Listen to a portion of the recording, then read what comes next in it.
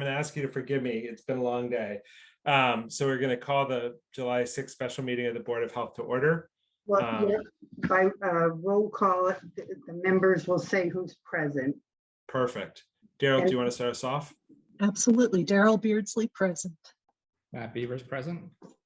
I am present. Perfect. Matt Vitale present. Ups, I'm here. Took me. Oh, perfect. All right. We've got Lisa Camp present. Perfect. And so we've got the review of the agenda items. Let me come off because I'm hearing that my audio may stink. So I will add the agenda items. But if you can't hear me, I am happy to switch mics. So we have two items that were added as not reasonably anticipated by the chair 48 hours in advance of the meeting. So do I have a vote to amend the agenda for the 10 Obed Lane emergency well application and the Natick Walpole Visiting Nurse Association COVID-19 invoice? So moved. Moved. Oh, Seconded. Second.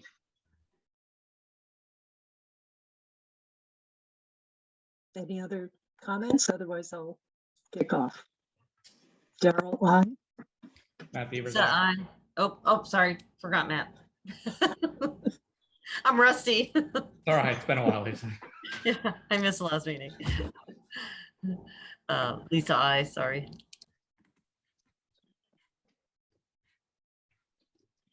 Rebecca Honeywell, aye. Matt Vitale, aye. And is my audio coming through? Okay, I changed mic sources. That's Yeah. better. Sounds Okay. good to me. Perfect. I don't know, I see Dan McIntyre on. Mark, do you want to open up with the 10 Obed Lane?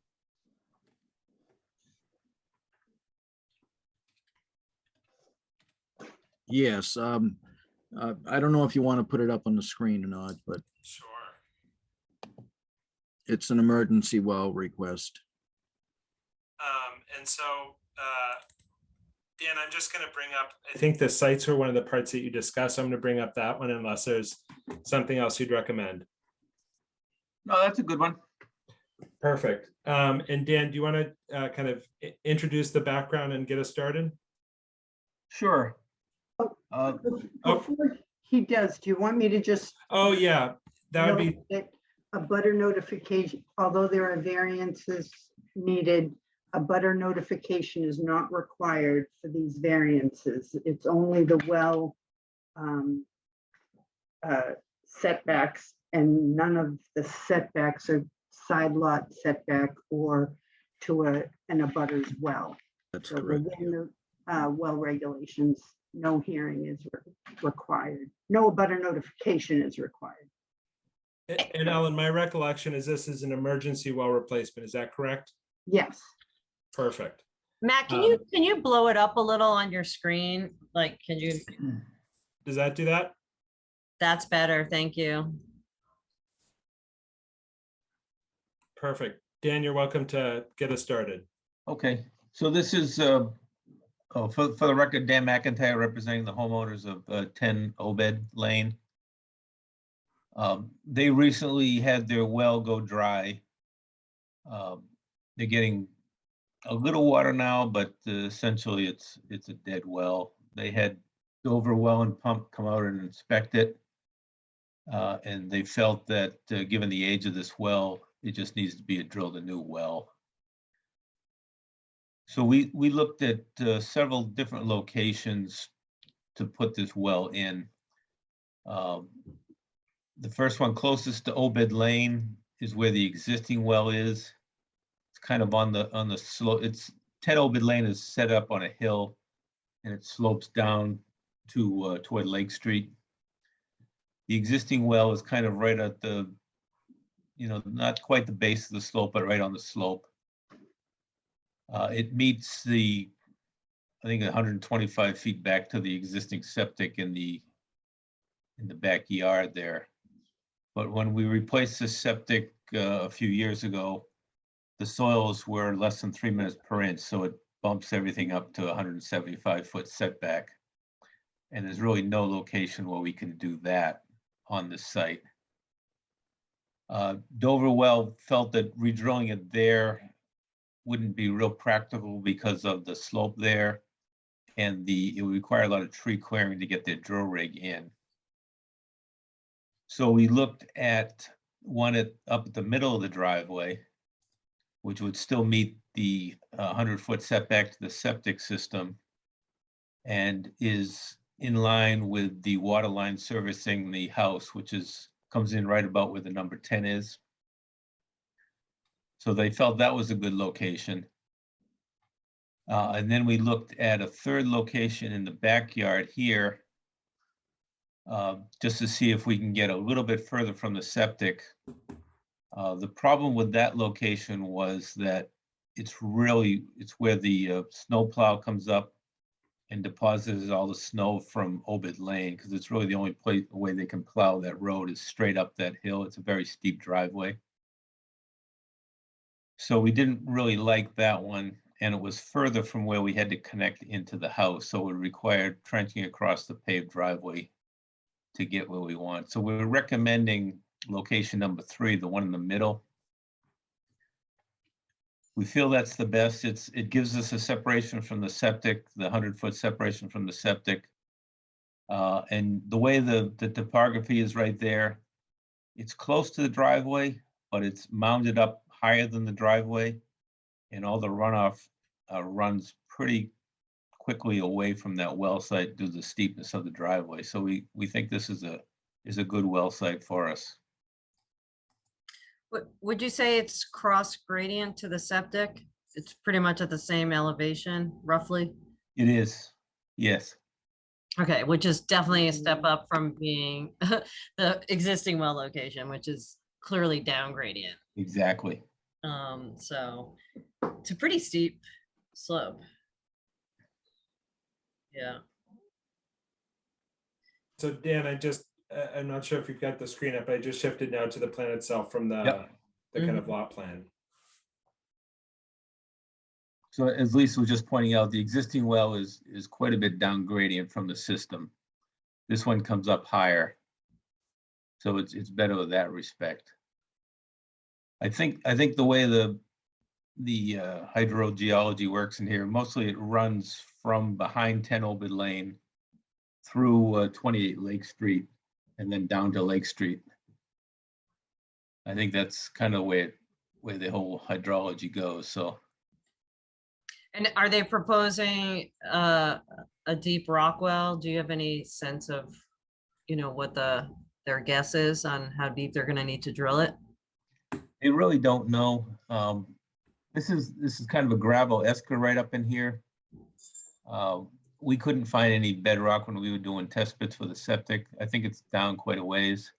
So they're going to be in gravel for a while, but they want to drill deeper than the existing one, which they think is more of a shallower well, which is why it ran dry.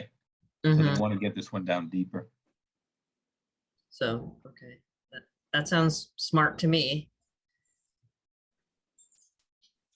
Just want to mention that you might need more than one bollard to protect the well from being hit, say, from multiple directions, possibly, say through plowing or something, or some other mishap. And again, we're flexible as to whether it's bollards or rocks or a wall or something else. It can be decorative. Yeah. Oh, yeah, as long as you're open to that, we could put large rocks there. Just surround it, maybe. Yeah. Then they'd always know where it is. And so are you putting in new lines? Is that what we're seeing on this plan? They're gonna run a new line to the house, yes. Mm-hmm. And then there'll be an electric line in there as well. For the pump. Yes. Mm-hmm. And so what's the sequencing that they drill the new well, we test the new well, we make sure it meets all the potability standards and has good yield, and then after the new connections established and the testing's been done, then they'll formally decommission the old well, the existing well, correct? Yes. Mm. So Makes this is a little off topic. This isn't the only well that's going dry in town. Are you seeing this in other towns as well, Dan? I really haven't in other towns. Okay. Sherborn's unique with this respect, I think. Do we know how deep the existing well is? I know you said it's not that deep. Do we have any sense of that? Because that would be good data for us to understand. We really don't have a good depth on that, but we can certainly find that out. I think that would be really helpful to us because we're trying to understand, you know, what's the depth, where is it screened, you know, like also the lithology, if that's possible. So that we can, you know, go in eyes open, especially if there's any new development and new wells. We want to make sure that if people are, you know, going to do that, that they're going to the optimal sort of depth. But I think that'd be great info if we could get that. Sure, we can get that for you. Yeah, if there's perhaps when the well drillers, if they're going to pull the pump out of the well during the decommissioning and or piping, they might get a sense of roughly how deep it is, or at least where the pump was set to in the past. Right. And when they go to decommission, their decommissioning report will indicate the depth, so we will have that on file. Oh, great. Folks feel ready to move on to the variances? Or do we want more discussion? I'm good. I'm good. Perfect. So do I have a motion for a variance to section 6.0 BC1, allow a 102-foot setback to the on-site septic system as opposed to 175 feet for the reasons that Dan described? So moved. Second, Any further discussion? Okay, Daryl, I. Matt Beaver's aye. Lisa, I. Rebecca Honeywell, aye. Matt Vitale, aye.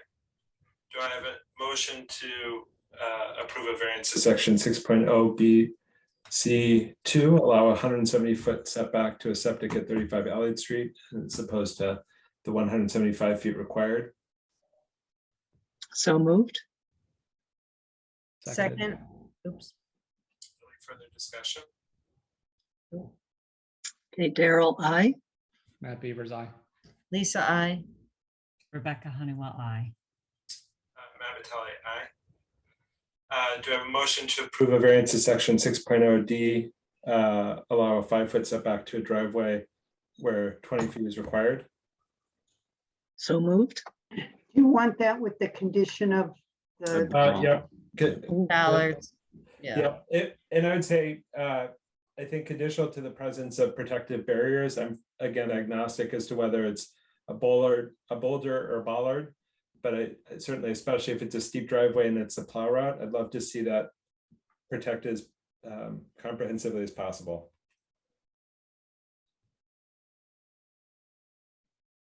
So do I Are have a- we ready to Yeah. vote? Okay, Daryl, I. Matt Beaver's aye. Lisa, I. Rebecca Honeywell, aye. Perfect. Well, thank you very much. Absolutely. Ellen, is there anything else we need to do as it relates to the Well- 10-bed emergency well? I can note that, sorry, Ellen, that we need the board to ratify my decision to approve it. And just so the board knows, I did inquire about 28 Lake Street septic system. Dan did note that the owners indicated the location, but also he had gone into some, Dan, was it a Title V record that you went into to determine that location? No, there was an old plan where they replaced the septic tank at 28 Lake Street. Yes, that's what it was. Thank you. And they also had another plan where they also had to drill a new well at 28 Lake Street some years back. So they had a plan for that. So even though the plan says per the owner, it also was justified with the response from Dan, which we'll put as part of the record. from the tank installation as well as a well installation at 28 Lake Street. With that said, I would ask that the board ratify my vote and approve it as shown with the variances that were so granted tonight. And it was noted to the owner that it was approved conditional to the board's final approval. Do I have a motion to that effect? So moved. Seconded. Any further discussion? Mm-mm. All right, Daryl, I. Matt Beavers, aye. Lisa, I. Rebecca Honeywell, I. Dan, thanks so much. Thank you. Mark, do we want to pivot into the 27? I would suggest 27 Snow Street. Dan McIntyre is the engineer for that property. Perfect. I did approve the emergency well replacement, but the board still needs to ratify my decision. Perfect. Dan, do you want to just, I guess this one is no variances, is that right? That's That's correct. correct. It's a little bit easier because we were able to cite it without having any variances. We did note that due to some overhead electric lines, the well driller may have to move his rig a little bit, which could put us a little bit closer to Snow Street. And then if that happens, we'll do the as-built plan and may have to come back for an after the fact variance hearing, but I think we can put it in without any variances. Okay, great. And again, I think, Dan, to the degree feasible, understanding more of the properties of the failed well would be appealing, just as we sort of understand what's happening in town. Okay. But again, As Mark said, we get that information during the decommissioning, so we can make sure that the well driller notes that.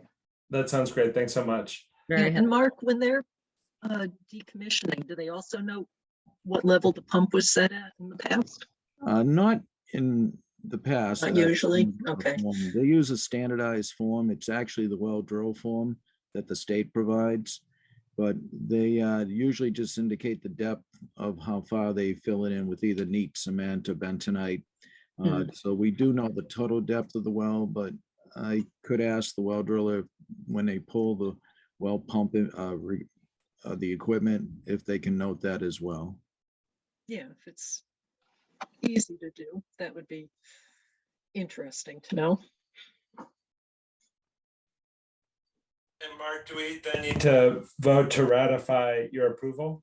Yes, you do. Perfect. Do I have a motion to approve the conditional well permit application for 27 Snow Street? So moved. Seconded. Any further discussion? Daryl, I. Matt Beavers, aye. Lisa, I. Rebecca Honeywell, I. Matt Vitale, aye.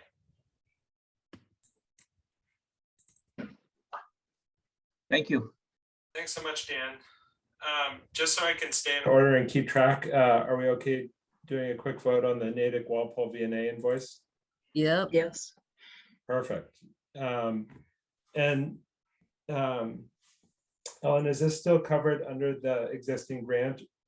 Yes, it is.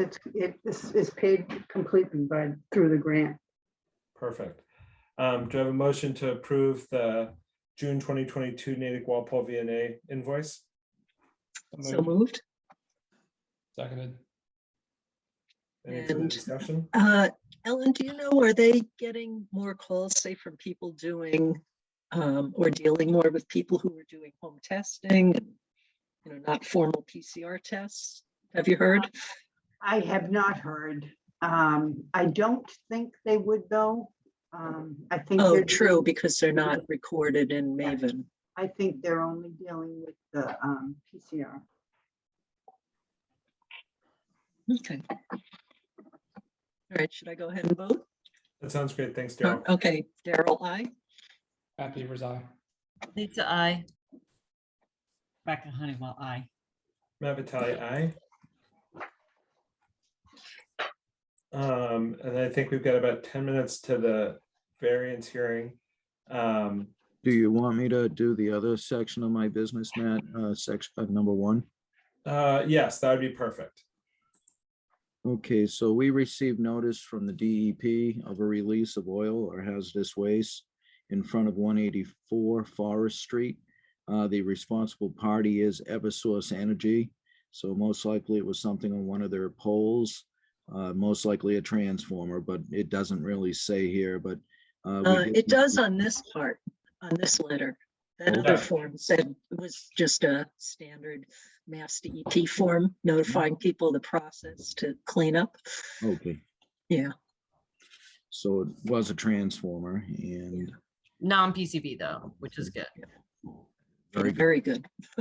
Or not very good, very much Well, better. if you're gonna have a release of anything, the Yes. mineral oil, dielectric fluid is pretty much the most innocuous thing you're gonna have.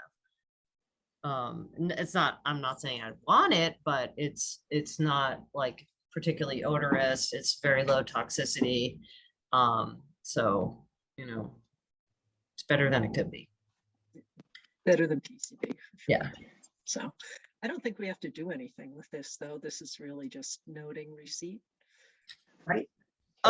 Did they successfully clean it all up though and close it out? That's what I can't, I didn't hear about this. I was away, so I'm not sure what happened. I'm not for sure if they cleaned it up yet. I haven't seen any Mhm. further notice. You know what I'll do? I'll look on, what's the RTN? to read It's that? right there in the report in blue Yep, I got down it. at the bottom.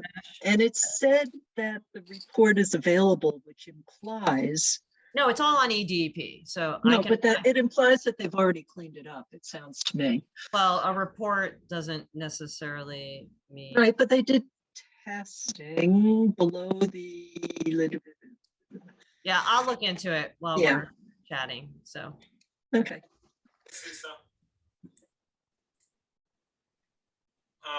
Perfect. All right. So I think that does it for the agent's business. We've done it for the late additions. Do we want to go through the temporary one-day food establishment permits? Right, and that's ratifying again, Yep. so it's, And so these were food permits for an event that occurred July 2nd.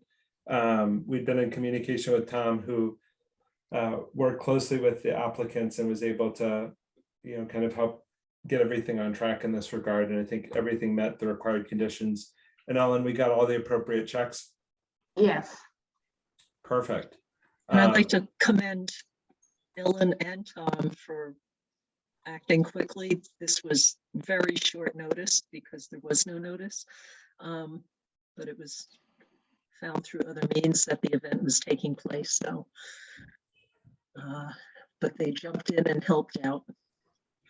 Absolutely. I think much appreciated by the applicant and I'm sure anybody who attended. And so these permits have already been issued, the event occurred, so this is just a ratification, which is similar to something we needed to do a couple of meetings ago. And Ellen, can we vote on these in mass or should we do them individually? You can do them together. I mean, they were at the Perfect. same event. So do I have a motion to approve to ratify the approval of the temporary one-day food establishment permits for the July 2nd event date at 124 Augusta Road for Superstar Ice Cream from Methuen and Yai's Kitchen from Norton? So moved? Second, Any further discussion? And again, I would just echo Daryl's comment. I think the timing on this was short. And I think I really appreciate the work that people did to kind of get this done so it could stay on track despite the challenging notice. But if no further discussion, Daryl, do you want to start us off? Sure. Daryl, I. Matt Beavers, aye. Lisa, I. Rebecca Honeywell, aye. Matt Vitale, aye. Perfect. And Ellen, we don't need anything in that regard. Nope, that's it. Oh, I want to mention that Mark also weighed in on that since Yep. it was such a tight time frame. I think he Yeah. was also involved. Yeah, I think the building inspector did a lot of work too. So I think really a lot of very responsive town services to help make this possible despite very tight notice. For the June 15th, 2022 minutes, Ellen and I made a couple of very, very minor typographical comments, but didn't have substantive edits. Did anybody else have anything more substantial? No, I had minor. You're talking about the minutes? Yep. So I had a couple things that I wanted to listen to the recording before I made a comment. I need a little more time because I've been extremely busy. Rebecca, you can definitely have more time. I guess my ask of you is if it's hard because we want to be able to produce these minutes if there's a request, and if we're not able to approve them on the next meeting, we aren't in a position to do that with approved minutes. So I think we shouldn't vote tonight if you're not comfortable doing so. But to the degree possible, it would be really nice if we could try to vote on these subsequent to meeting. Just Yeah, so I agree with you 100%. With one exception, the only times that I've needed to delay my comments is when I need to listen to the recording. A couple of the quotes of statements that I made, I did not think were what I said, and I don't want to be incorrect in what I'm. Rebecca, just realize they're not quotes. These are minutes. So I they're not understand, quotes. but Ellen, you already said that you won't accept minutes if you don't agree. And I would like the statements to be accurate because these were quite critical of the board, and I actually I wasn't criticizing the board at all. And I found that these quotes were actually slightly misinterpreting what I was saying. I would really like to have an opportunity to listen to the recorded. definitely. And again, just I think you introduced some inaccuracy there, Rebecca. So the previous time that you weren't able to make comments or edits to the minutes was when you were not acting as a member of the board. You're acting on a community member agenda item. And so again, I think you certainly can provide edits to the minutes in your capacity as a member of the board, which is different than the scenario where this came up previously. Just so I'm clear, when do we have to have these ratified? Can we just Try to have them remind us done of the by the timeline next typically? meeting, Yeah. which is This tonight. was unusual because I was on call and it was a holiday and it's just a little busy. I just want to know for myself that we should try to stay on top of getting these done quickly. And, you know, I think we're all very busy, but it's just Yes. unfortunate when we have to delay this. All right, so we will hold on voting for this. We'll add this as an agenda item to the July 20th meeting. Ellen, I think the other piece that you'd mentioned that I think we can probably put into the 2 minutes is as it relates to the format of the July 20th meeting. Can you just share that information that you shared earlier in the day with me? As it relates to the remote versus in person. Oh, yes. That the remote meetings end July 15th unless the state legislature changes. I did hear anecdotally that there was a vote in the Senate, they passed it, and it has gone to the House. To extend Extended- remote meeting access or extend the state of With- emergency. To extend remote meetings, however, through December. That'd be awesome. But that was anecdotal, and if the House doesn't vote, it would have to be in person And so- after July 15th. So we'll see. Yeah. Town council will let us know. It's certainly been helpful, especially for sharing plans and other things. So Ellen, I know ZBA had some language that they used that was appealing, but we should know one way or the other it sounds like by the 15th, if not before, and so we can kind of proceed apace. Yes. For the posting of the agenda, if we know by the 15th, are there any notification issues as it relates to meeting on the 20th? Like, do we need to include language that suggests a possibility of both in our agenda posting? We do have one variance here. Is Dan McIntyre still on? Yes, he has a variance hearing July 20th. I think, I don't know if they've sent their abutter notification letters yet. I hope they have. If they have, and it turns out that it can't be remote, I think it's up to the town to notify the abutters that it's in person. Okay. So that would be something I would have to do. Okay. Yeah, Ellen, those have gone out with the remote. They Meeting. have, They have, yeah. yeah, okay. Thank you. Hopefully the state will extend it and it will be a moot point, but just something for us to flag and think about to make sure we have everything on track for the 20th. Yeah. With that, Can I just, Matt, can I interrupt for 1 second? Just, Yep. Yep, go ahead, Jeff. I just wanted to confirm what Ellen said, that I have an email, documenting the state Senate has approved it and that it's in the House right now. So it looks pretty confident that it'll get extended. But the funny correction to what she said, it is extending it till December, but it's December 2023, not December Oh, really? 2022. Yes. Oh, I didn't hear that. Oh, that's good. So that's an interesting tidbit there. And I'll let you know if I get word, but I received the documentation from council that the Senate approved it. And the second thing is, we're very close to having hybrid capability. We'll have to figure out how we handle that, but we're capable of, we have a large monitor in your normal meeting room that will appear as just another Zoom participant, but it'll allow everyone who's attending by Zoom to see whoever's in person. So we're close to being able, for boards that want to do that, to have a combined in-person virtual meeting. Oh, that's great news. Thanks so much for that update, Jeff. Yep.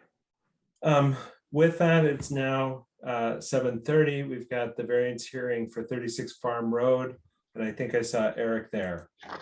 Yes, hi. Let me pull up that plan. There's two sheets, so yeah, that's the second. That's the second sheet. That shows the overall property. Yeah. There we go. Is that? Yes, that's it. We did get all of the green cards and everything. The ones that have, there were a couple that were returned, and then the ones they did not get back, the post office tracking shows that they are being returned. So when the homeowner receives them, make sure they bring them in to the office. Okay. All right. So this is, 36 Farm Road. This is the property, if you're heading down Farm Road, it's these people own, or this property owns the barn that sits just before the train tracks. It used to have a cow painted on it, I think, if you're familiar with that. So right past there, you would take a left, and it sits back behind 38 Farm Road, which we did a few years ago, the septic replacement. The septic is located in the front yard, right where the bullseye is. It's by Pat. Yeah, right. That's the septic tank. A little further to the west. No, the other way. Sorry. Yeah. So the septic tank is there, and then the leach field is the bubbly type thing. If you go towards the 100-foot well buffer. Yep. The main constraints with this site were the on-site well buffer, which is downhill in the front of the property, to the west a little further there, and also the well for 38 Farm Road, which is in the backyard. As you can see with the well buffers, we didn't have much to work with there. There's also a wetland system, but it's to the west, but it's pretty far away. That being said, we tested in the front yard. You see the 3 test pits, fairly good material. We didn't encounter groundwater. We didn't encounter redox, so we did do a frimpter. The system will be in the ground. We decided to use a fast geoflow system due to the proximity to the wells. we are adding a bedroom. It's a 3-bedroom now. The homeowner has a room in it that would be considered a bedroom. So he's selling the property and moving to Ireland. He would like to sell it as a 4-bedroom. You might ask why we didn't go in the backyard. We don't show any grades back there, but if you move into the backyard, the well for 38 farm now becomes downhill. So you have the 150-foot buffer. So we wouldn't have had any room back there. We try to, we stay outside of the buffers always, if we can, of the abutters. We use like I said, we use the fast geoflow, and we just had variances to the local regulations, which I could go through. Do you want me to go to the other sheet of the plan, or are we good? Yeah, if you wanted to see the Question. overall prop, yeah. So that the little area over on Peckham Hill over there, that's a wetland area. There's some wetlands in there, but it's pretty far away. Then all the properties along Peckham Hill Road have their wells in the front yard. So they're over 200 feet away. There's the barn down by Farm Road that you see that with the, then there's the train tracks a little further down. Perfect. Is there any more discussion on the plans, or do folks want me to move to the variance letter? Could I ask him to repeat one of his Yeah. statements? Yes. Yeah, sorry. Did you say that if you did it in the back, you could meet the Yeah. regulations? No, if you went into the backyard, it's easier to see on the other sheet. Well, yeah. So so the well for 38, if you scroll down, you can see the well for the neighbor that sits in front. Yeah, see that well that's uphill right there? That's for the neighbor's property, 38 farm. If you move into the backyard of this property, the backyard is uphill. If you put the septic system back there, then the septic system would be higher than that well.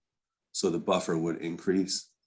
Now you'd have the septic system uphill versus where we propose it downhill. So the buffer goes from 125 to 150. Yeah, you want to. But you're not, no, I understand what's the uphill downhill. Yeah. My question is, do you need a variance both ways? No, not from the neighbor, just from our own. So Our own. if he put it in the backyard, he would have needed Yeah. a variance for the neighbor. In I this would, case, yes. he need the Yeah. variance for his own. Yeah, that's what I was Yeah. just trying to understand. Okay, yeah, thank you. I ma'am. understood the demand issue. It was more. Yeah, Okay. okay. Yes, we just have local variances for the geoflow. We went closer to the property line. We went to 10 feet, which is the Title V regulation versus Sherborn's, which is 20. And we're 138.2 feet to our own well versus 150 because we're uphill. We're still within Title V. And if you hadn't done the property line setback, you would have been in the well buffer for 38. Yes, exactly. So I think that was, I think that's preferred.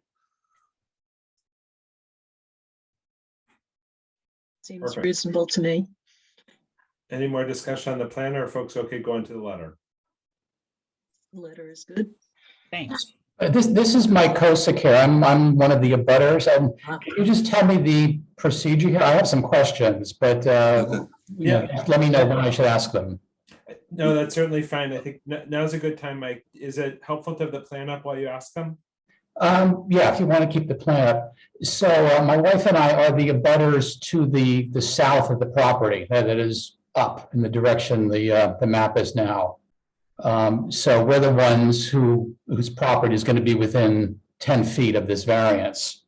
Mhm. And I don't have any issues or problems, just some questions.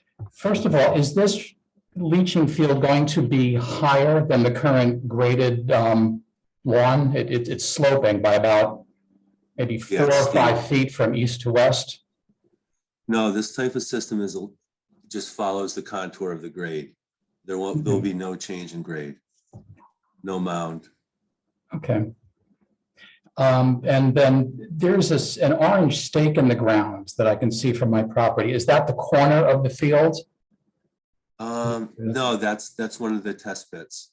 Oh, Does okay. it has a flag on it, probably like a ribbon. Yeah, it's a stake with an orange plastic ribbon. Yeah. Yep, Okay. that's how I show the surveyors where they are. Eric, so on this plan, that would be one of the 4 squares of 2 black and 2 white. Is that correct? Yes, those are each of the test pits. Sherborn requires 3. And so it's one of those is what's marked. So it's very Yes. close to the area of the system, depending on which particular test pit you're seeing. Right.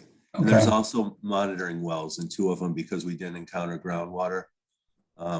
But Mark and I both did a measure down and there was no water in either of the test pits after, I forget how many days.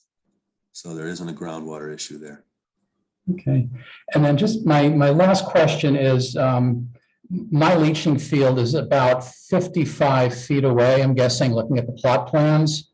Mhm. So by putting this field in, I assume that there won't be any interaction. It won't affect the performance of mine, or if I have to relocate mine in the future to the west, Yeah, which is to the right as we're looking here, it won't have any effect? no, none at all. Okay, Yeah, we're 10 feet off the property line, which is, then you would also have to be a minimum if you didn't ask for a variance, 10 feet off the property line. yeah, my expansion field is still about Yeah. 50 feet from the property line. Yeah, so no effect. This type of system also is very advanced treatment. It's like a wastewater treatment plant. They claim that the water is very, very clean. You could almost drink it. Yeah, in the field, but so that's how those work. It's advanced. It has to be monitored twice a year by they have to enter into a contract. A company comes out and tests it to make sure it's functioning as designed, and that data goes to the DEP as well as the Board of Health. Okay. Yeah. Mike, any other questions that you want to address before we move on to the variances? No, I'll go on mute and just listen now. Thanks. That sounds great. And if other questions come up, feel free to just either raise your hand, or if you raised your hand and we're not recognizing, just let us know, because we want to make sure you can ask questions. Okay, thanks. Thanks. And Daryl, I see you came off mute. Do you have a question or comment before I move away from the plan? I just had one on the treatment. What they're testing for though, Eric, is that the nitrate reduction? Yes. Yeah, Okay. BOD. Yes. So it might be drinkable in terms of I know. nitrogen compounds, but maybe not other Right. things. Right. Exactly. All right. With that, we will. Let me just make sure this. All right, I'm on the right plan. Yeah. So with that, we can move on to the variances. So do I have a motion for a variance to section 1.2 to allow the use of a bed design in order to provide 100% of the required soil absorption system? So moved. Oh, second. Any other discussion? Hearing none. Daryl? Daryl, I. Matt Beavers, aye. Lisa, I. Rebecca Honeywell, I. Matt Vitale, aye. Next, do I have a motion for a variance to section 10.1A to allow the SAS to be located 138.2 feet uphill from the on-site well versus the required 150 feet due to site access constraints and abutting well buffers? So moved. Seconded. Any further discussion? Daryl, I. Matt Beavers, aye. Lisa, I. Rebecca Honeywell, I. Matt Vitale, aye. Do I have a motion for a variance from section 10.2 to allow the SAS to be located 10 feet from the southern property line to prevent encroachment into the 125-foot well buffer for the property located at 38 Farm? So moved. Seconded. Any further discussion? Daryl, I. Matt Beavers, aye. Lisa, I. Rebecca Honeywell, I. Matt Vitale, aye. And Mark, are the plans ready for approval? I imagine subject to a garbage grinder restriction? Yes, they are, and it's also subject to an alternative septic system deed recording. Okay. Perfect. Thank you, guys. Perfect. Ellen, do I need to do anything else? Do we need to vote to approve? Yes, you need to vote to Perfect. approve. Do I have a So, motion? Oh, Oh, go ahead. Go ahead. No, go ahead, Daryl. Oh, I was just going to say, I'll make a motion to approve the plans conditional to receipt of the 2 deed recordings. Seconded. Any further discussion? Daryl, I. Matt Beavers, aye. Lisa, I. Rebecca Honeywell, I. Matt Vitale, aye. Perfect. Eric, thanks so much. And Thank Eric, you. I think that does it for your topics Ye- tonight. Am I remembering that Yes. right? Perfect. Have a good night. Thank you, you too. Bye now, thanks.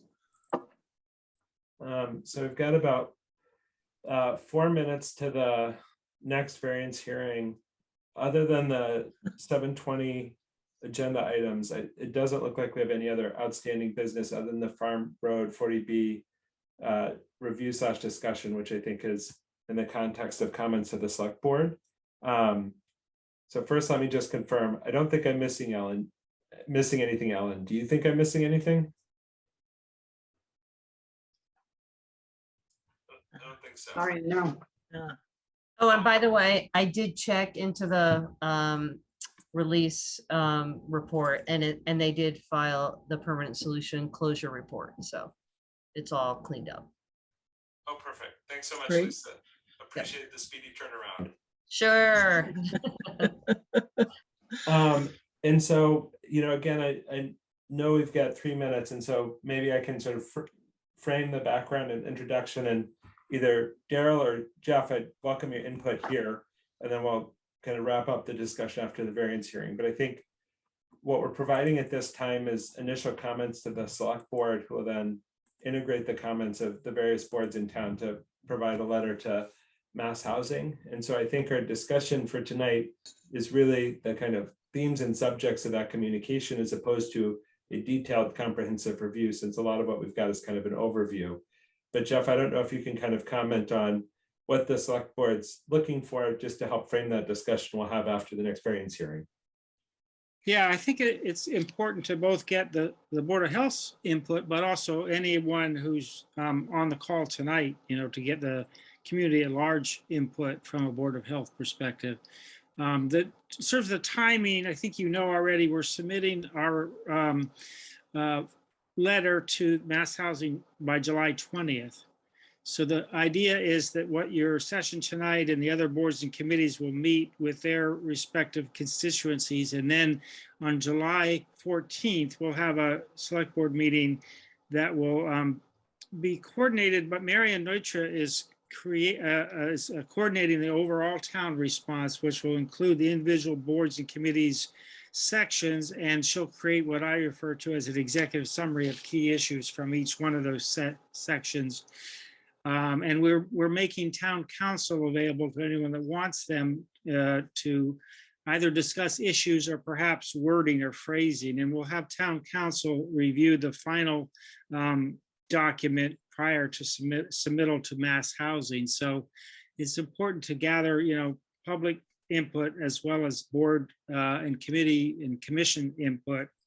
And the town council designated, I think, is Heather White, in case any of you, I know you've spoken to her before, and I talked to her today. So that's the overall theme. So we realize that you have these intervening meetings, and we're hoping to have your draft comments in time for the 14th of July select board meeting.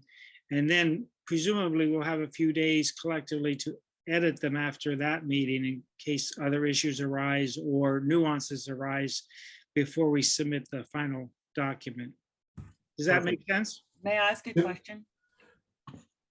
Definitely, but Rebecca, I think we've got the variance, so if it's a kind of a quick question, sounds great. Otherwise, let's hold it until after the variance. When we're Yeah, at the discussion. I mean, Board of Health's main information and analysis has to do with drinking water, but we haven't been provided any information yet about that.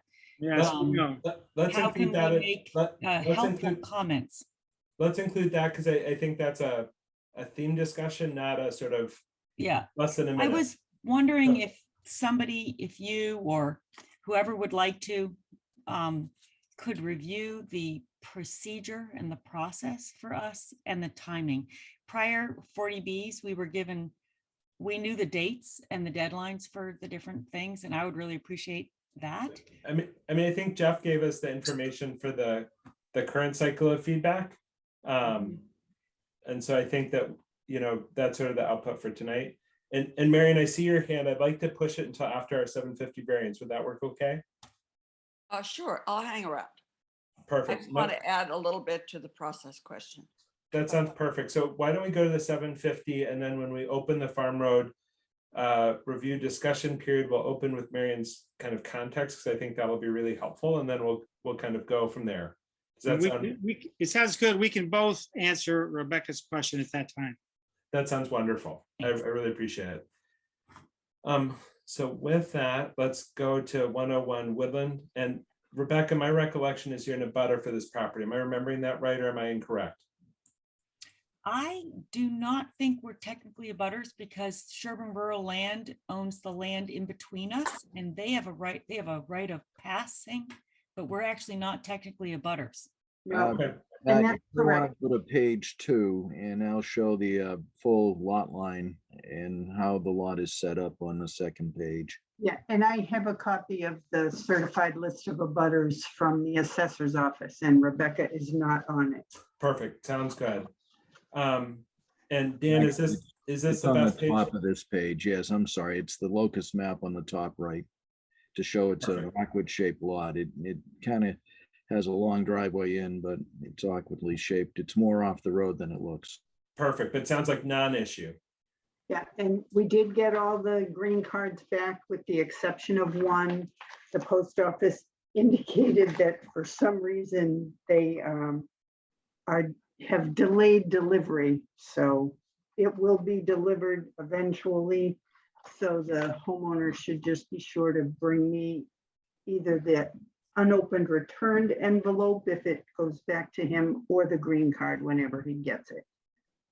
Perfect. But the timing of the notification was appropriate, so he's all set. This hearing can open. Sounds good. Dan, do you want to get us started? And is this the best view for us to open? Sure, yeah, that's a good view. Dan McIntyre representing the homeowner of 101 Woodland. The board may recall that we were before you about a year ago on this same property. The homeowner received a zoning approval to install an accessory apartment in the existing home. And we designed a separate septic system for that apartment. We did, because of the soil conditions, we did need a waiver to the 5-foot depth to groundwater on that smaller system. And the board felt that that was not appropriate and that the existing system should be upgraded at the same time to allow that variance for that +1 bedroom. So we went back and looked at that. It took some time since the existing system was not in failure. We had to wait for the groundwater testing season to do new testing. So we were able to do that. We dug a number of holes in the backyard around the existing system and got enough information to design a new larger system in that area. So we have one system for the existing house and the accessory apartment. That worked out best because of the plumbing issues in the house. It's kind of a unique house of the layout. And there was really no good way to get a separate tank and separate plumbing for the accessory apartment out to the backyard. So the interior plumbing can remain the same, and we're going out the same pipe to a new tank, pump tank, and we install the conventional stone and pipe leaching trenches in that back area. So we still need a couple of waivers from the local regulations. We do meet Title V regulations. But the same condition we found out in the front area for the smaller system we found here, the groundwater is within 5 feet of the surface based on model features that we found. So we are asking for that one waiver there. And we're also asking for a waiver about the location of the septic tank from the building. Sherborn has the regulations where it should be within 50 feet of the building, where it's 71 feet. And we did that in order to, we're trying to get a happy medium between cover over the tank, which is maximized at 3 feet, and the slope of the force main back from the D box to the pump tank to prevent freezing.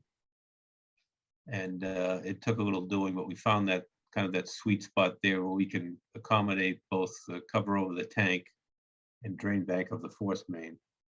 But it did be greater than 50 feet from the house, so we're asking for that waiver. Other than that, it's a pretty standard system. There's no abutters wells around there where we more than meet the offset to the on-site well. No wetlands around. So it's a pretty standard system. If I With can. that, I can open up the questions. Yeah, Dan, if I can note too, it is being designed for the one additional bedroom. Presently, the house is a 10-room, a 5-bedroom house, and they're designing for 6 bedrooms. And it does meet a 6-bedroom design flow. Good, that's read my mind, Mark. Because I remember we spent a lot of time counting rooms in the past. Yeah, the room count I just gave you is from recent assessors records. Mhm. In the past, they had 8 rooms, 5, but they've always had 5 bedrooms when you look at the assessors records. But they went from 8 to 10 rooms about maybe 10, 15 years ago. But presently it's listed as a 10-room, 5-bedroom house. And this is their first +1, I presume, so, That is correct. okay. And either Mark or Dan, can you refresh my memory about the sort of installation properties of the existing system? Do you know when that was put in, the one that we're replacing? That I do not have a record on, but maybe Dan does. Yeah, I think that was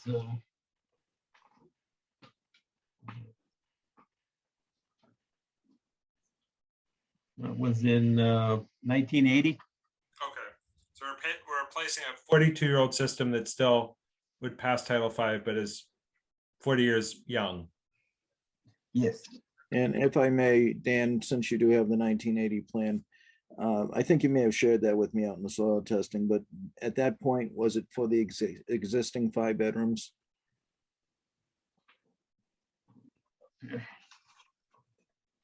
And the reason for the question, we just want to make sure we're not allowing more than 1 bedroom. It states 4 bedrooms, but they use the 150 gallons per bedroom. Okay, and as I said, the assessors have listed it as a 5-bedroom for all the records that I saw. And we don't have an original plan to see what the stated design flow was, it sounds like. That's as far as I know. All I can go by is the assessors records. Yeah. Well, no, the original design plan has a design flow of 600 gallons per day. Right, but did it say whether that was intended for? It does say 4 bedrooms, No. 600 gallons. Oh, that's in conflict then with what DEP has told us, I believe.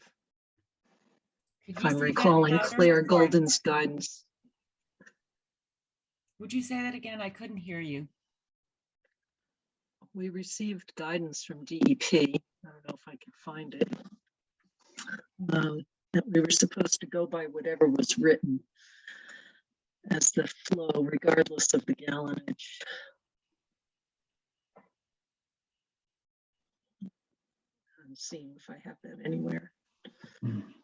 But it's not a Title V issue because we're designing, it fully complies with Title V. This is a Right, local Is this more regulation the, issue. for the +1 issue? Is that what you're talking about, Daryl? Yes. Mark, do you recall if there was any nuance on that?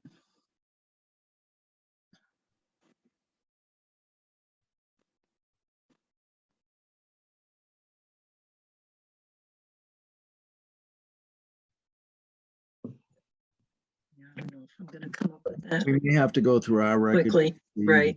If we have any disposal construction permit with a number on it, such as 4 or 5 bedrooms.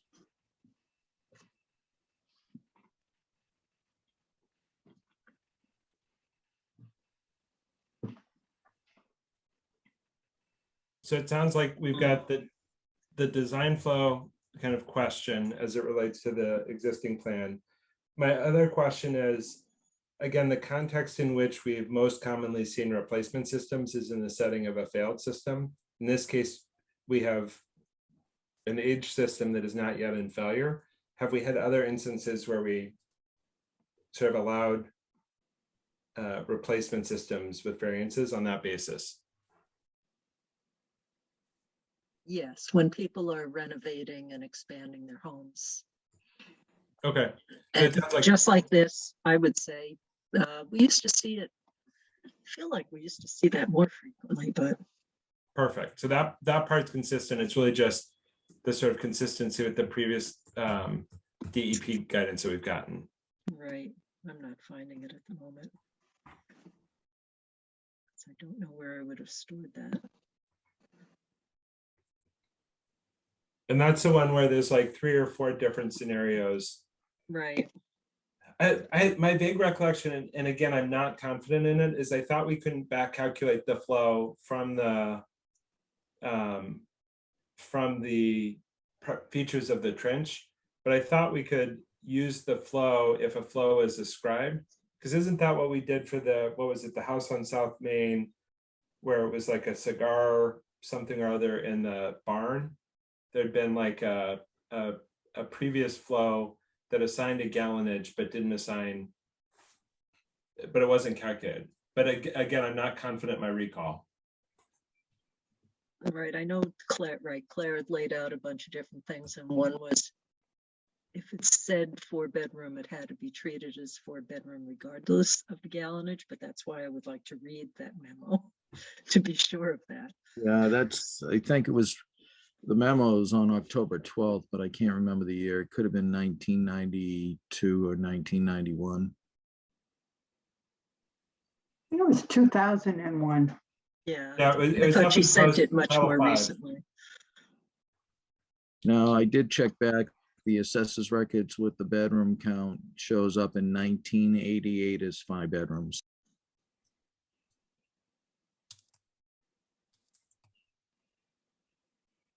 Ellen, is that something we can just take a moment and see if you can find? Is that something you'd have on your records? I know we've had the letter in previous ones where we knew this topic was coming. I just can't. Yeah, I know I have it. I'd have to just look. Can I do that now? Still, I'll try. Because that seems like the only issue that we sort of have to resolve, and I'm happy to look at my records. I just want to be consistent with that, as that is what we've consistently depended on in the past and in these kind of scenarios. And so I just want to refresh my memory. Apologies, I didn't think of this beforehand.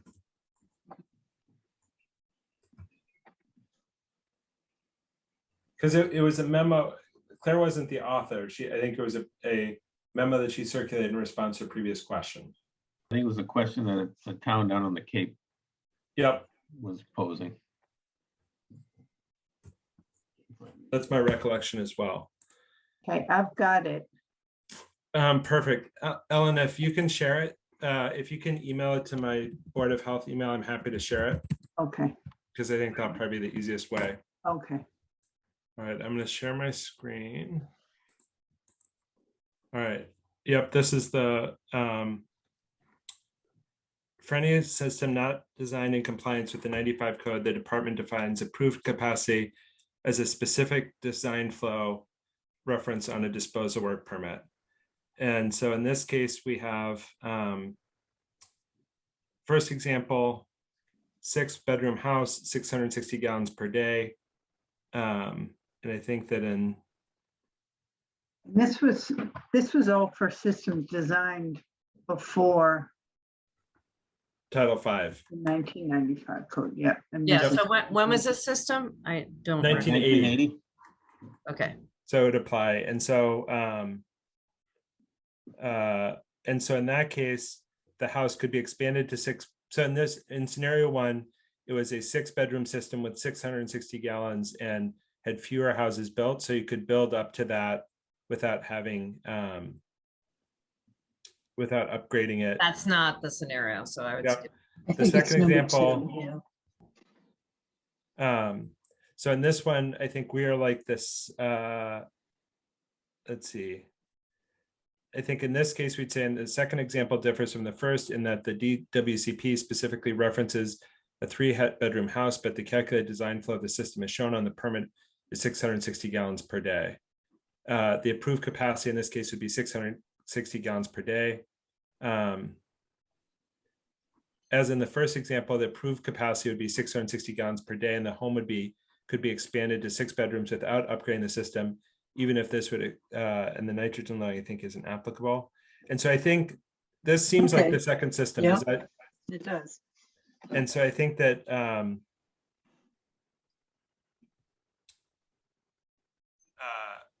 yeah, and so the scenario where we have not been able to approve it is when we're back calculating the theoretical capacity. But I think this fits with the second example. So I think approving this would be consistent with the previous guidance from DEP and our previous practice. Because that's it's not increasing the flow, right? Right. So to Dan's point, it Yeah. had a 600 gallon per day flow. If he said we've got 3 50-foot trenches, when you calculate the properties of those trenches, that's 600 gallons. We cannot do that in this case because the original application had a design flow, even though it was a different bedroom count. We can depend upon that existing flow to say that was the property of the system. So I think treating this as a 5-bedroom system, even if it was a 4-bedroom plan circa 1980, is consistent with both DEP guidance and then our own past practice as we reference that guidance. Perfect. Excellent. Ellen, thank you for the speedy identification. Yes. All right, let me go back to the, let's see if I can get back to, give me a second to get back to the materials and then we can look at the variances. So give me just 1 minute, my apologies. All right, so we've got the plan. I don't have any more discussion on the plan, but just wanted to bring it up if people did. Otherwise, I'm happy to go to the variances. Are there any abutters to this one? Have comments or questions? Okay. Perfect. All right, we've got 2 variances requested. Do I have a motion to approve a variance to section 8.02, depth of height, seasonal height groundwater less than 5 feet? So moved. Seconded. Any further discussion? Yeah, Dan, how many feet are there? I can't remember already.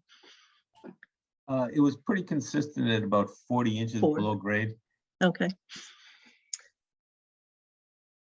And That's we it. did design it to get the full 5-foot offset that Sherborn requires. And we didn't ask for that, waive it down to 4 feet.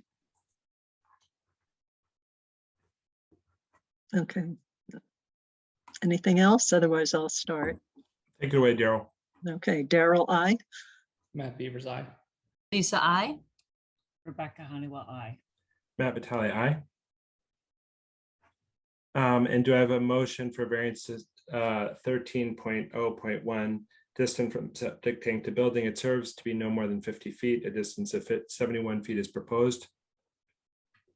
So moved. Second. Any further discussion? No, Daryl, I. Matt Beavers, aye. Lisa, I. Rebecca Honeywell, aye. Matt Vitale, aye. And Mark, are the plans ready for approval? Yes, they are conditional to a deed recording for the garbage grinder that's not being designed. Perfect. Do I have a motion to approve the plan with the condition as described? So moved. Seconded. Any further discussion? Daryl, I. Matt Beavers, aye. Lisa, I. Rebecca Honeywell, aye. Matt Vitale, aye. All right, Dan, have a good night. All right, thank you very much. Perfect. So I think that brings us to our last agenda item. So circling back for the discussion of comments as it relates to the communication to the select board. And so Marion, I think I'd asked you, let's see, do I still see Marion? Yes, I'm here. Oh, perfect. There you go. So Marion, do you want to add the comment I'd asked you to hold? And then Jeff, you're certainly welcome to comment as well. Yeah, I think Jeff could comment on this, but in response to Rebecca, at this stage of the 40B process, we only have preliminary plans. So it's understood that the Board of Health doesn't have all the information that you need to do a detailed analysis. And the state understands that. The state is looking for the town's, I should say, first take on all the elements in this 40B plan. And you can include in your comments to the select board that you don't have the information. You need to do a detailed analysis and then say what you, whatever you can say on the basis of what you know. In the end, though, Jeff was right. The select board will be making an executive summary of all the board and committee input plus citizen input to the state. The state will use that information to write a letter to the developer, instructing the developer as to what has to be covered when they apply to the zoning board of appeals for a comprehensive permit. The timing between the letter from the state to the developer telling them what they have to have in their final plan and the hearings for the comprehensive permit kind of depends, I should say, and the granting or denial of a comprehensive permit by the zoning board can be months long.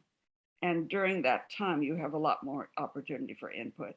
I just wanted to add that in the past, the select board has added as an addendum to their letter to the state, their initial letter to the state that we hope to have done by the 20th, the individual letters from board. So if your board, in addition to just sending comments, if you could actually write a letter to the select board, we will add that to the documents that we send to the state.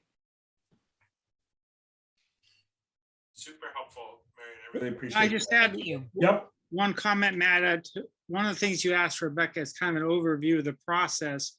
Marion actually gave the select board and all the attendees last Thursday on June 30th an overview of the 40B process.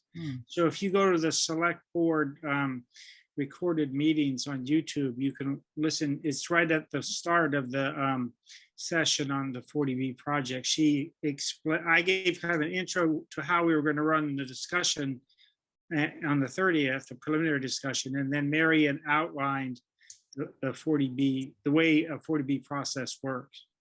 So I think it might answer your question about that. Rebecca, I mean, we've been involved with several 40B projects since I've been on the board, but they had given us a timeline. So we had sort of a overview of where the deadlines would be. And I found that helpful. Well, our deadline right now is to get your comments as soon Yeah, as by the possible. 20th. And, No, well, before no, the actually, 20th, I think by the 14th.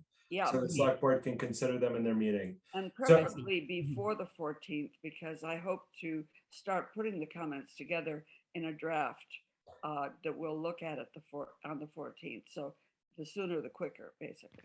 And so what we discussed last time is that I don't think it's realistic for us to kind of collectively generate that in detail. So we sort of deputized Daryl since she had technical issues, so she couldn't object. So she will help synthesize the discussion from the meeting tonight, as well as impressions from the site visit into that communication to the select board. Yeah. And then I would certainly also encourage folks to attend the meeting on July 14th, whether that's community members or members of the board, as kind of wearing whatever hat, certainly welcome to attend and participate. I So, would like to Oh. see what Daryl is going to present to I- the select board before she presents it, in case I have a additional comment. So why don't We're we? going to why don't we talk go through about the that discuss- tonight. Yeah, I don't think it's realistic. Like, I don't think there's a venue to do that, since this is already our special meeting. And I think if you have particular comments or points that you felt like were important from your experience on the site visit, Rebecca, I think now's a great time to kind of bring them up. But again, I would also say, I think Daryl's had a fair amount of experience with the 40Bs too. And I think a lot of the Yeah, issues. well, maybe she could CC me. Would that be possible? Yeah, we just can't do it as a board. So I think any two Right. people can work on it. But why don't we go into the discussion, and then we can drill down the process after we've had a chance for that kind of initial conversation. And so- I have a couple, oh, Mhm. sorry, Lisa, go ahead. No, I was just gonna ask, just sort of consistent with this first shot sort of set. I think what we've done in the past, and correct me if I'm wrong, is we've highlighted, like, in general, here are the types of concerns that we as a Board of Health have. Things like, quantity of potable water, mentioning wells have been going dry, water quality, the wetlands, all of the sort of big picture. Here are the factors that, we will be concerned with and that need to be addressed as part of the general, the comprehensive permit review, which is where the nitty gritty has to be presented, and we can comment on, more of the substantive stuff, because this is basically a conceptual design at this point. So you obviously can't say it's not enough, it's too much, too many gallons, or it's this or it's that. So I think is my recollection correct, that we sort of hit the high notes of, like, here are the factors and concerns in general, and a broad speaking, that we're going to be expecting to be fully addressed in a technical and appropriate manner in the comprehensive permit. And we, reserve the right to comment in detail on all of those issues once that's received. Is that generally kind of how we've done it, or is that not right?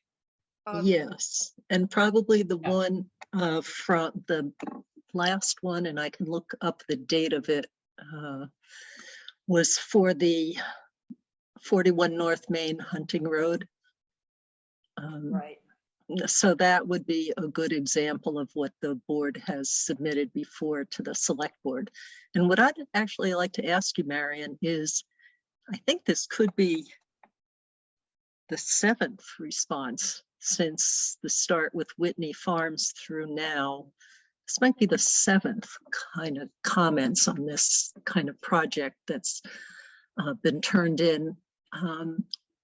Is there anything that you're looking for, any particular style of presentation or anything else that you would like to see, or whatever we come up with, and then you will synthesize some summary from it? Yeah, And- no, I'll synthesize in general. Your letter, I can speak to your Hunting Lane letter that I looked back at today, was very well written. It was extremely detailed at this stage, and you probably don't need as much detail on this one, because that was a more complex and two-part project. Yes. But you might look back at it. I mean, you did indeed express the general concerns that you'll have in mind when you do a detailed review. Yeah, there's going to be significant overlap in terms of the higher level concepts. Yeah. And That's right, I was thinking something shorter would be more appropriate. Yeah, probably.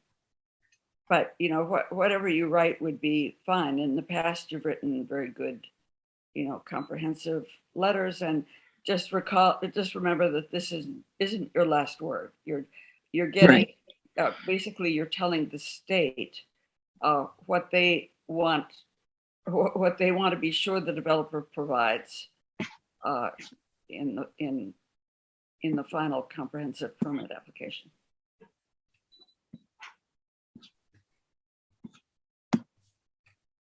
So Daryl, is it okay if I ask you again, sort of I don't know if there are any of those broad themes that have been discussed in the past that would be helpful to review at a high level, and I certainly see some of the kind of Farm Road folks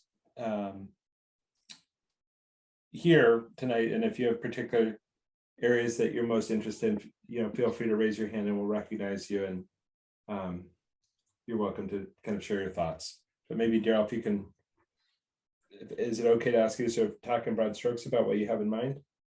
Yes, I think, of course, as always, our major concern is water supply, and both on the quality and quantity fronts, and closely tied to just the quantity of water that might be available would be the septage management that gets performed in association with any project, a single family home through a larger project, and just the interplay between those, which is, it's such a different setting than most other places where there are larger developments. It's kind of rare to get a town that, we're not a densely developed town, but compared to Western Massachusetts, which would be more similar to us in terms of being on individual well and septic systems, we're far more densely developed. So it's just a bit of a different circumstance here, even though we do have these nice open spaces. So it's the same concern that we do even tonight with the variance hearings. Every project that comes before us, really, not every project, every building project that comes before us has to face these concerns.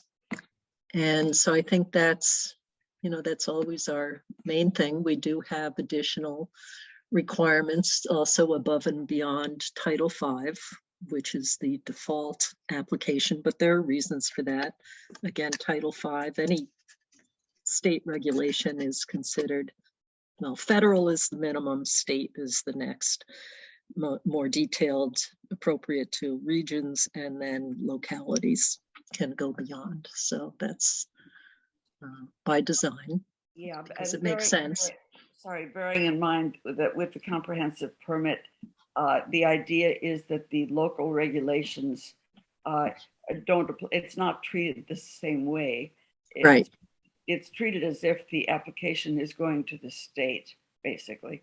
Yes. So, right. And so part of that is whether we can make the case that there are circumstances that say this is important not only for the residents who are already here, but certainly the future residents who will be living in these developments. And so we are interested in protecting their health as well.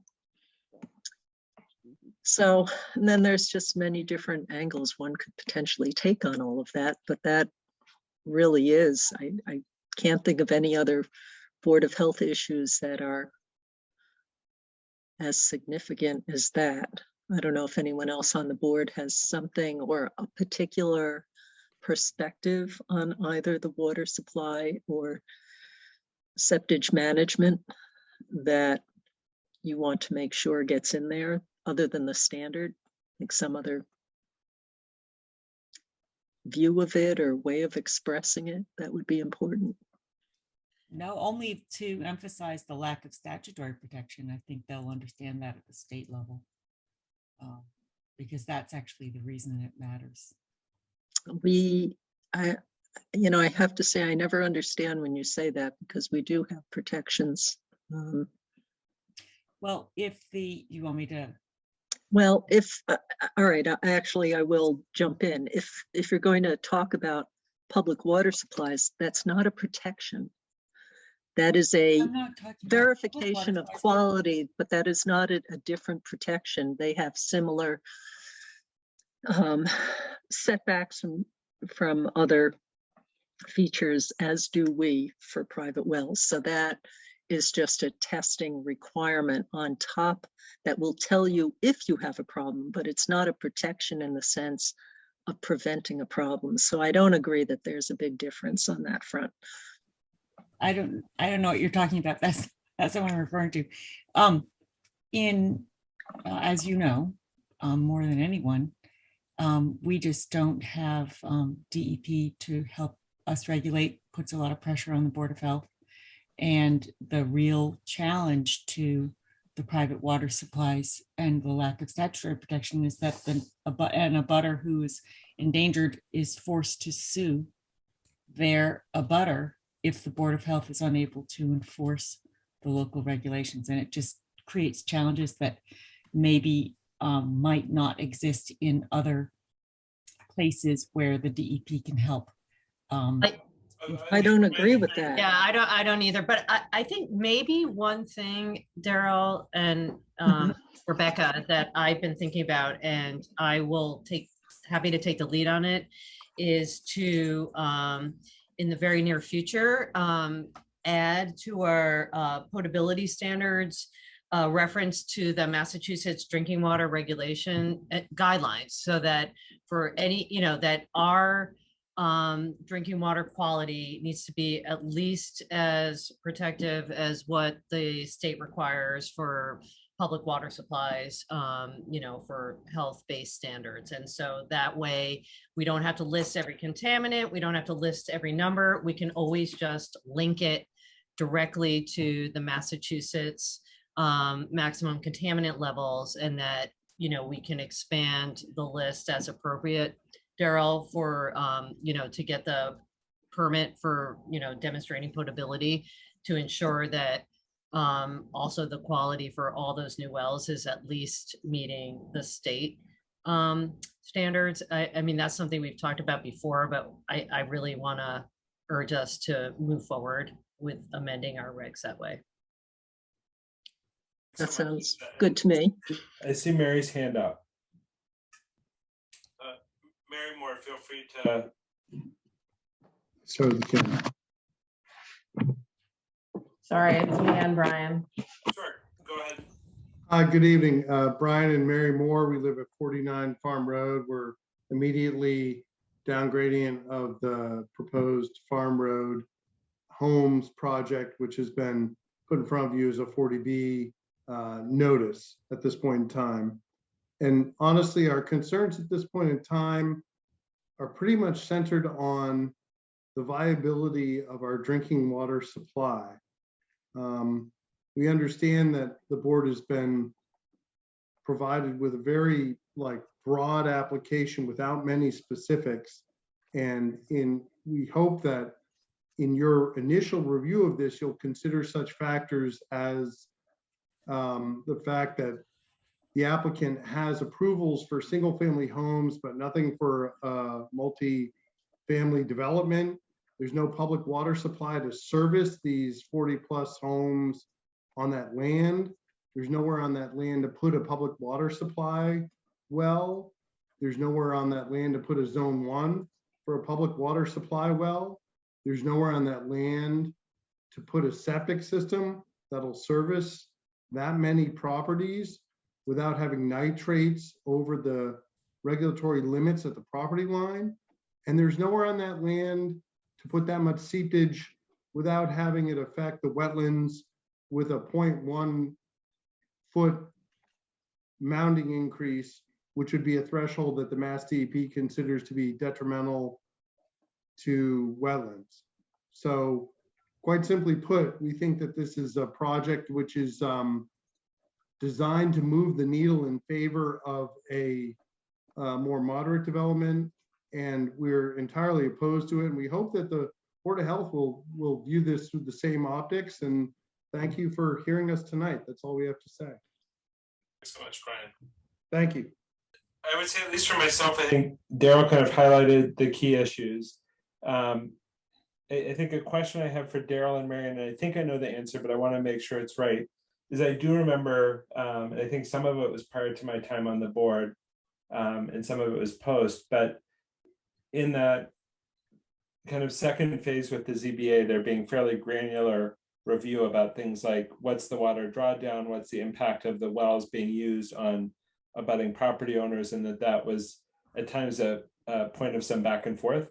I don't think that's at this stage of discussion. So I think there certainly is a phase for that, but this is like the 10,000 foot view, and that's like the 100-foot view.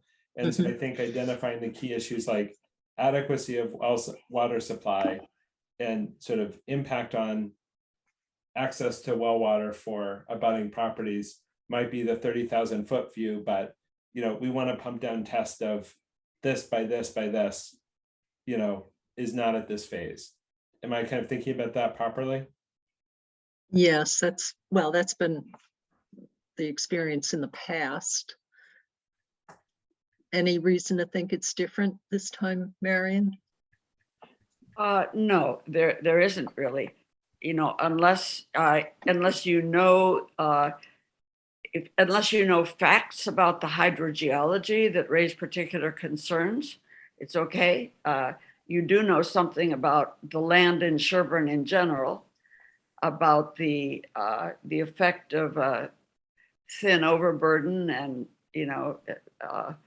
bedrock not far below the surface in some places. You kind of know what our general problems tend to be, but that doesn't mean necessarily that it's going to be exactly that at this site. As you know, the granularity is where you get where you get the details that you know about the property. Right. I recall in the past receiving something for prior project of, I would say, criteria for a project relative to a site that Mass Housing had issued. All I could find in my emails, unless I just didn't look enough,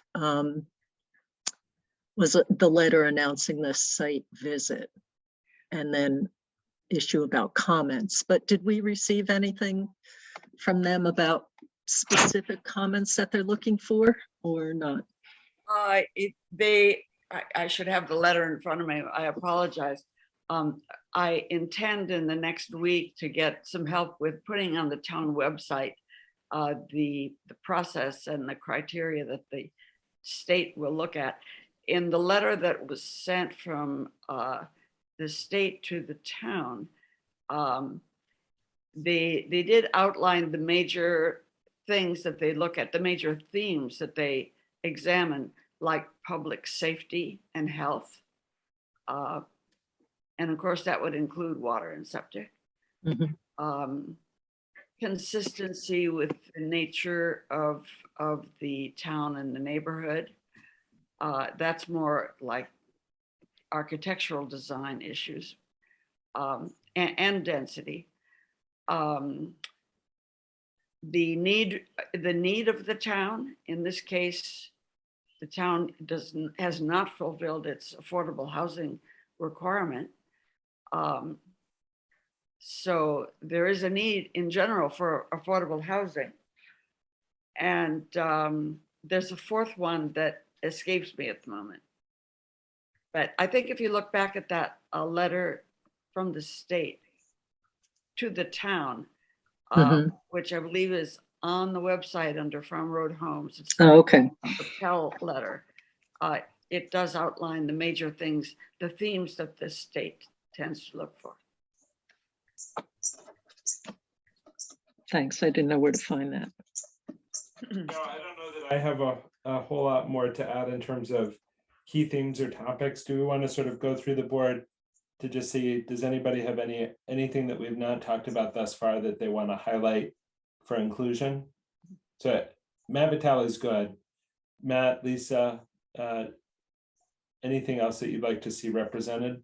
I mean, I think for the purposes of this initial review, we have some good templates. They're going to be the overarching concerns that I think have been articulated thus far. And that, you know, I need to do some work on our drinking water regs, which I will do in short order, because I think we have to put them out for public comment, right, Ellen?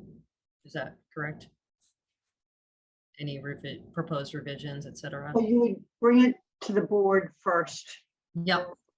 Discussion, the public can obviously weigh in, but prior to adoption, you have to have a formal public hearing. Once the board agrees with whatever changes develop, there'll be a public hearing that's noticed in the newspaper.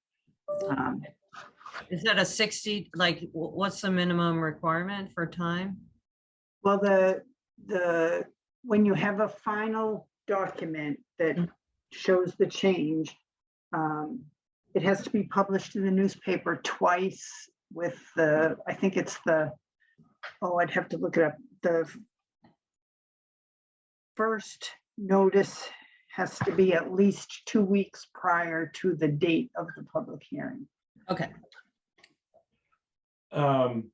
So I want to be cognizant of the fact, I think the water regs are important. I think they're separate than the 40B application. So I guess, Lisa, do you want to add this as an agenda item for July 20th?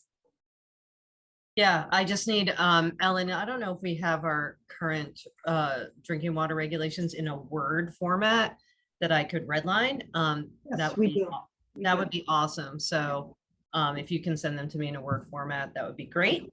And I can try and do that by the July 20th meeting for just discussion. So I work to deadline, Matt. So if you want me to do it, put it on the agenda. Perfect. Let's put on the agenda, and I'm happy to work on that with you. Okay. All right. Great. Thank you. Matt, any other comments that you want to pull in that have not already? No, been I represented? don't think so. I think we sort of covered the high level thing. I think we spent a lot of time talking about drinking water, but I think we just, as long as we also include a high level comment on sort of the importance of considering septage and how that may impact the on-site and abutting drinking water, that's reasonable. I think sort of more detailed comments on, you know, concerns about that can wait for the later responses.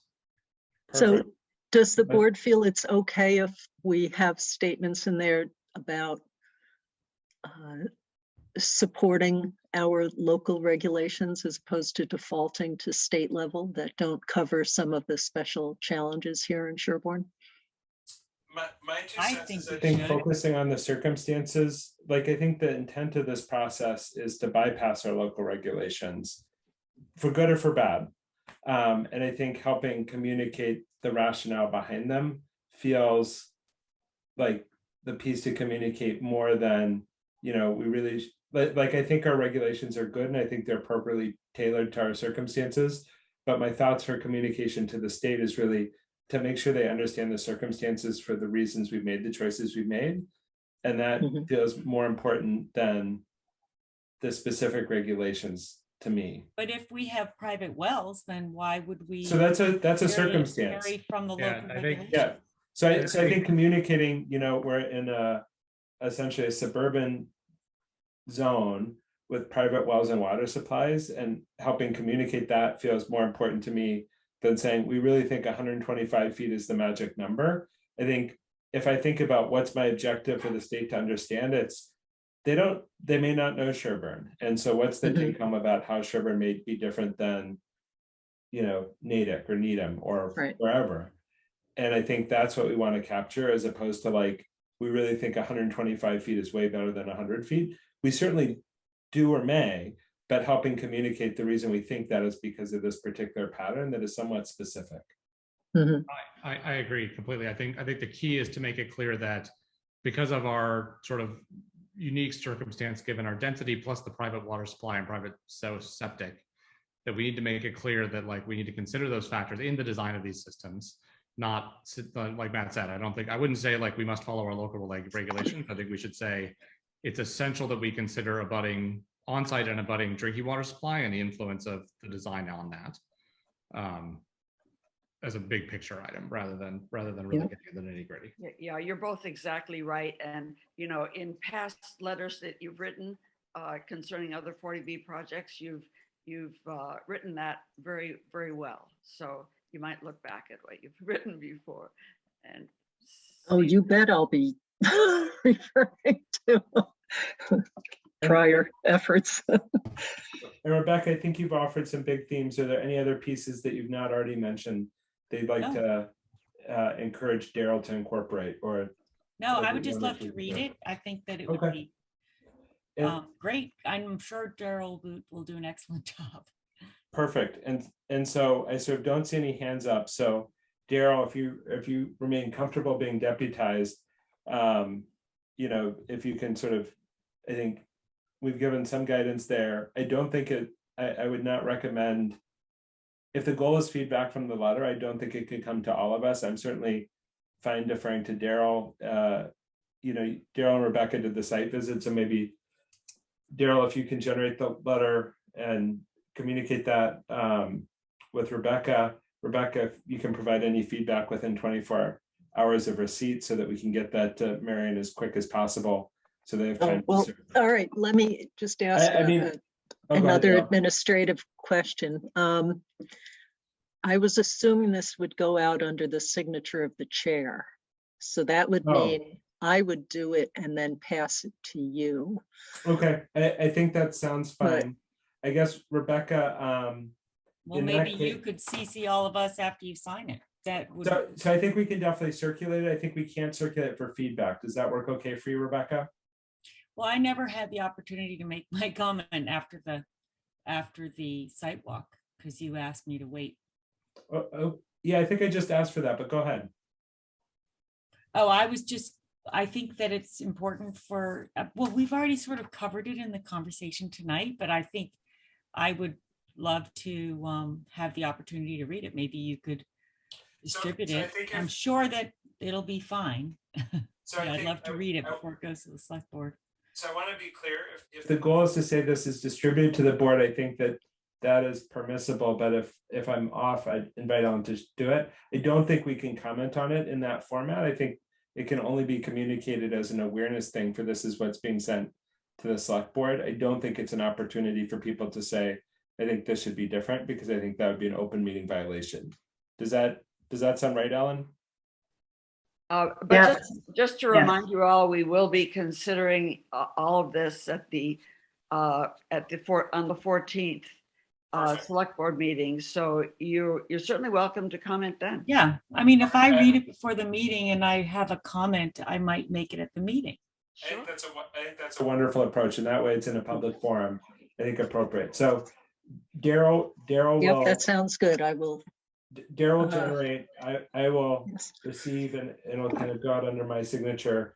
And then that will be shared with the full board as an FYI prior to the July 14th meeting of the select board, so that if you have additional comments that you feel like are important, that would be a venue to do so. Does that sound right to everybody? That sounds good, because then the select board can have that, whatever additional information that you might have, and perhaps include it or weave it into whatever they're creating. Yes, and you can revise your letter after the 14th. You can revise it right up to the time that it's attached to our letter to the state. So Perfect. Do we have till midnight on the 20th? Because our next meeting is on the 20th. no, you don't have till midnight on the 20th. We'll have Daryl persistently deputized. I think you should make a motion to authorize Daryl to write the letter. Perfect. I will enthusiastically offer the motion to have Daryl write the letter to the select board. Further Is it discussion? appropriate for me to vote on this? It all depends on how you're voting. Yeah, I guess. Well, since I've already started it and fairly well down the path, I will say Daryl, aye. Matt Beers, aye. Lisa, I. Becca Honeywell, aye. And then I think just a huge thank you to Marion and Jeff for all the coordination you guys will be doing in this phase, and look forward to the kind of further discussions and insights.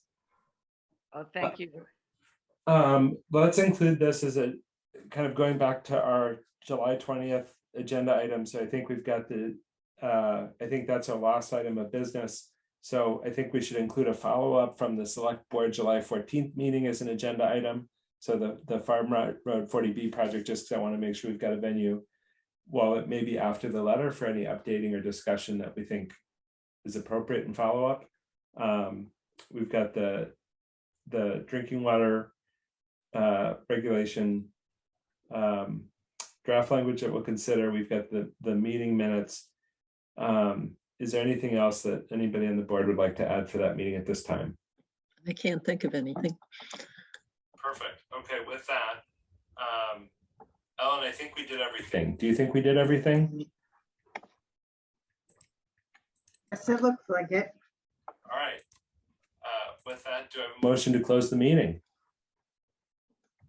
So moved. Seconded. Daryl, I. Matt Beavers, aye.